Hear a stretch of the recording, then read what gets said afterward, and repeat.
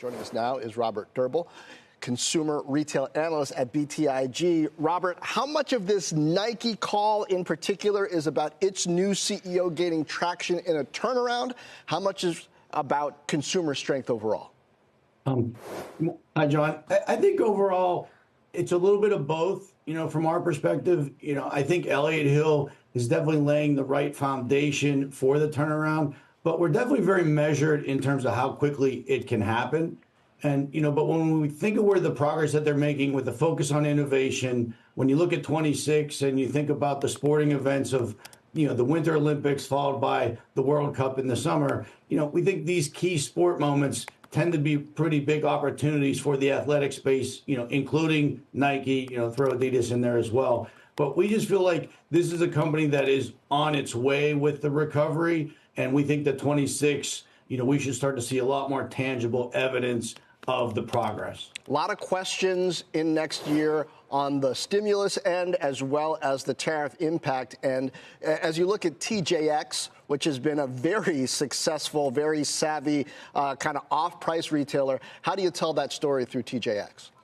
Well, TJX has been amazing. And I think that, from the tariff situation, one of the things, from TJ's business model is the tenure of their team. So when you look at the history of the players, the executives, the team, the sort of, the way that they've been together for so many years, during all this turmoil, when they talk to their vendors and their sourcing partners, they said, listen, let's not do anything crazy. We're going to be here. We'll manage through this together. Let's not do anything stupid. And when you look at the numbers for the TJ's put up, in that last quarter, the size of this company comping 6%, the results have been spectacular. And I just think that this is a company that's in its own class. This is a world-class management team, very cohesive.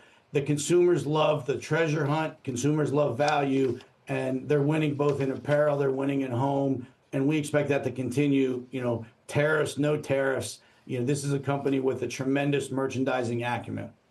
If I just look at your survey results here, I mean, brand strength, brand awareness seems to be a direct relationship to how much companies can take pricing power and what that means headed into 2026. So with a name like Nike that reports earnings next week, how much does that set the stage for what we can expect in 2026, especially amid some of these tariff dynamics and inventory restockings?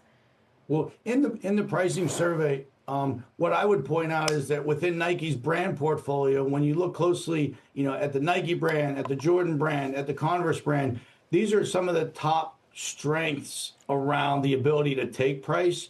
So when we look at the $1.5 billion of tariff costs that Nike has highlighted, and you give this company some time to affect change within their sourcing organization globally, we think over time between pricing and the way that they manage the sourcing, this is manageable. And the pricing power, one of the biggest things within Nike overall from our perspective is when the value is there and the fashion is there, the consumer responds to it. And so, when we look at Nike, there's a focus on innovation, but there's also this fashion aspect of what they're trying to do. And, one of the shoes that we think is interesting heading into 26 is the Cortez.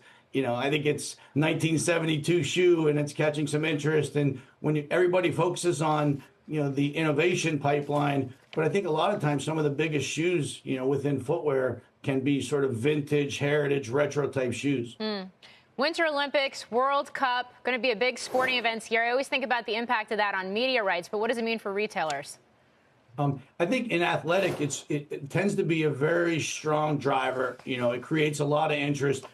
Summer Olympics are definitely more important than Winter Olympics, but from like a brand heat perspective and a brand focus, there's a lot of opportunity to showcase. And we look at Nike, you think about, throw Ralph Lauren in there and the success that they've had, Figs with their perspective of the U.S. medical team around, the Olympic pieces of it. We get into the World Cup.